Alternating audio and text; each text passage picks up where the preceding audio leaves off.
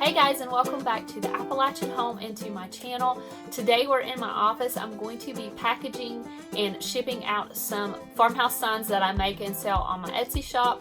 And I actually got a comment a while back on how I do my shipping and packing. I thought you guys might find it interesting if you are trying to start a small business or make your own signs, how I actually save some money by making my own boxes for shipping. And I'll show you all of my thank you packets I'll send with all of my orders to my customers. So I hope you guys enjoy this video.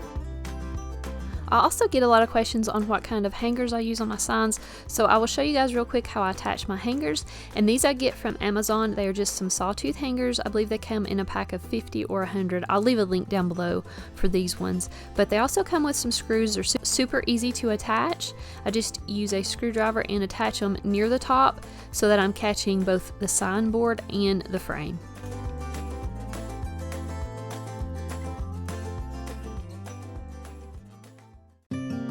I always like to include some kind of thank you packet with my signs.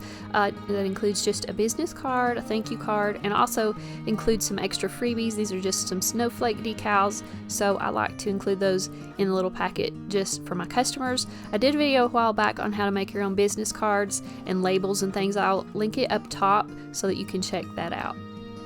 But I just make some of these packets several at a time, and make sure and place them in with my sign before I package them.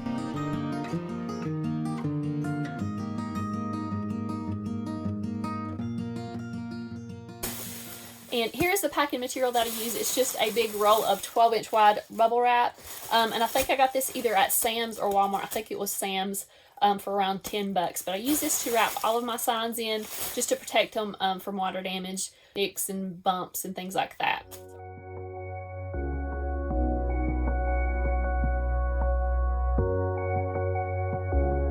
I'm using shipping tape to tape this up. I tried using packing tape, but packing tape tears pretty easily, and the shipping tape is going to be much stronger.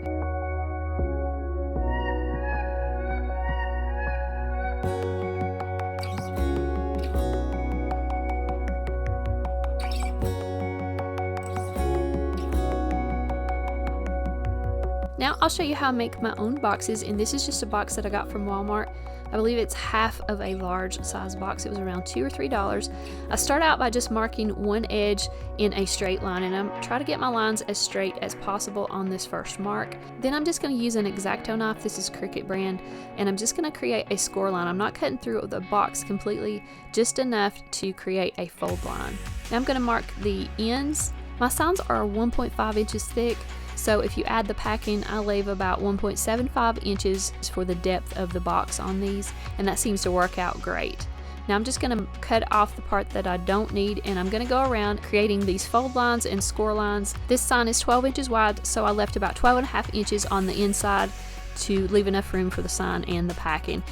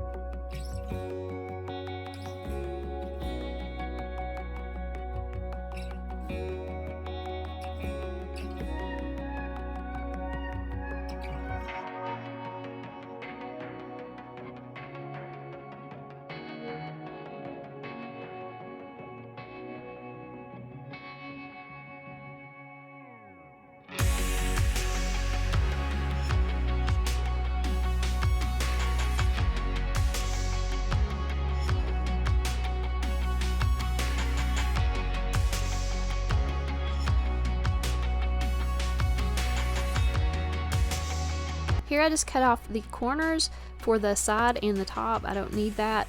Then I just tape up all of the edges.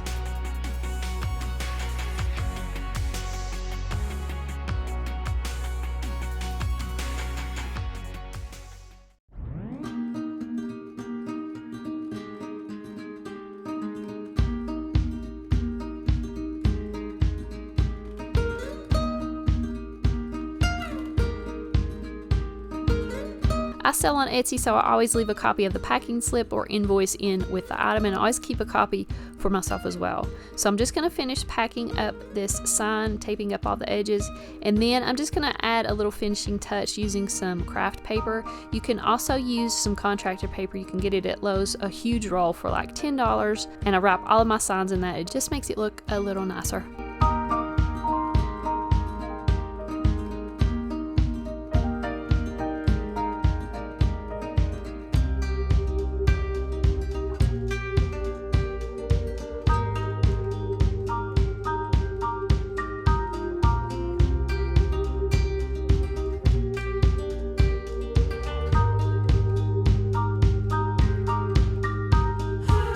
For other items, I use these bubble mailers. In this, I send out decals and iron-ons and things like that. I also use these for my wooden beads that I sell on my Etsy shop, but that's how I ship some of my items. So I hope you guys found this video helpful. It gives you some ideas if you're starting a business or a small business or have a small Etsy shop. So thank you guys so much for watching this video. I'll see you back in a few days with another video.